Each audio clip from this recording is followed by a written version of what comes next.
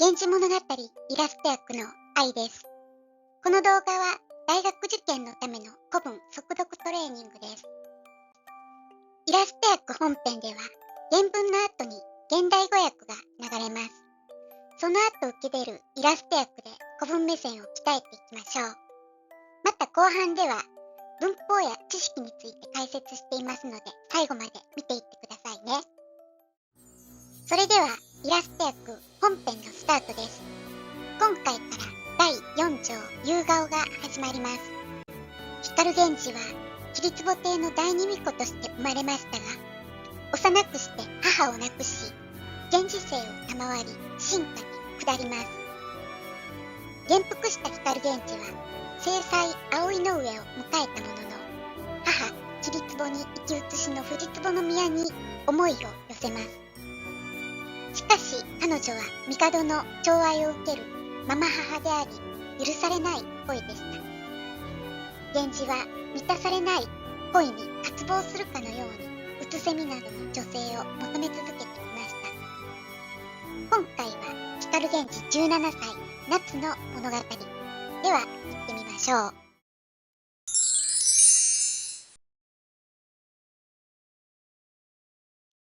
六条あたりのお忍びありきの頃、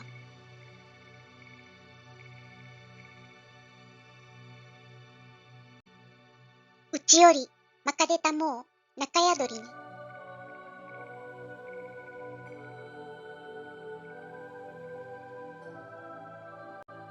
第二の乳母の痛く患いて尼になりにける。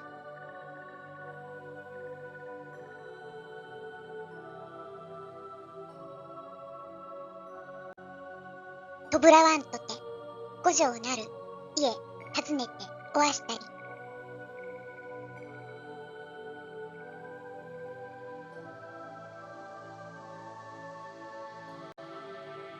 み車いるべき門は差したりければ、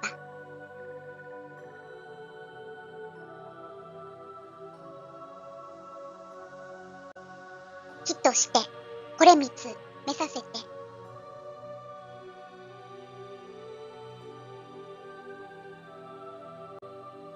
またせたまいけるほど、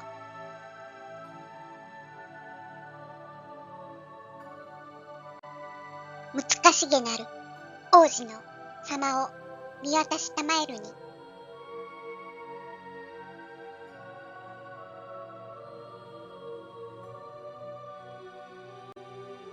この家の傍らに檜垣というもの新しゅうして、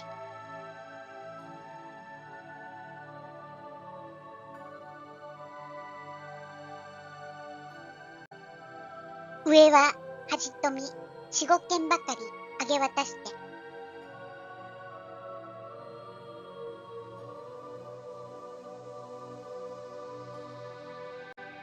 すだれなどもいと白う涼しげなるに、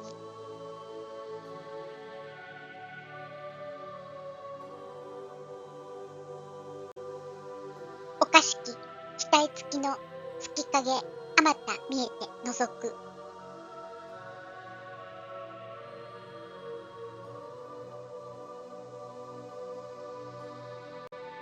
立ちさまようらん下つかた思いやるに、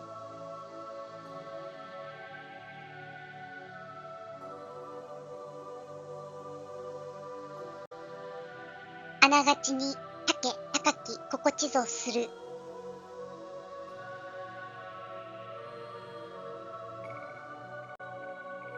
いかなるものの集えるならんと、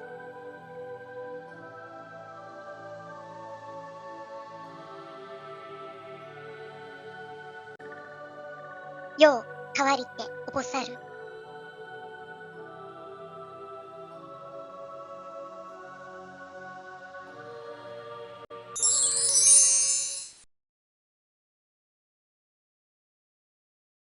お楽しみいただけましたか？単語や文法は頭に入りましたでしょうか？今回の重要古語はこちらです。また文法事項はこちらです。今回は六条や第二の乳母、これみつなど、いきなり固有名詞がたくさん出てきましたね。まず、六条あたりのお忍びありきと出てきましたが、忍びありきというのは、愛人のもとへお忍びで通うという意味です。とすれば、当時、光源氏の愛人であった六条の宮住所が想定されます。六条の宮住所とは、先帝の妃であった女性です。光源氏は、この未亡人のもとへも通っていたと、この後の記述に出てきます。プライドが高く、はじめは光源氏との逢瀬を拒んでいた六条の宮住所でしたが、光源氏はついに彼女をものにします。しかし、源氏の終身も薄らいできつつあった中、源氏は新しい恋人、夕顔と出会います。この関係性が夕顔の物語に暗い影を落とします。次に、第二の乳母と出てきました。第二の乳母とは、光源氏の乳母の一人です。当時、高貴な女性は、子供を自分で育てず、乳母に育てさせるのが通例でした。光源氏の母、桐壺の行為も病弱だったこともあり、乳母が何人かいたようです。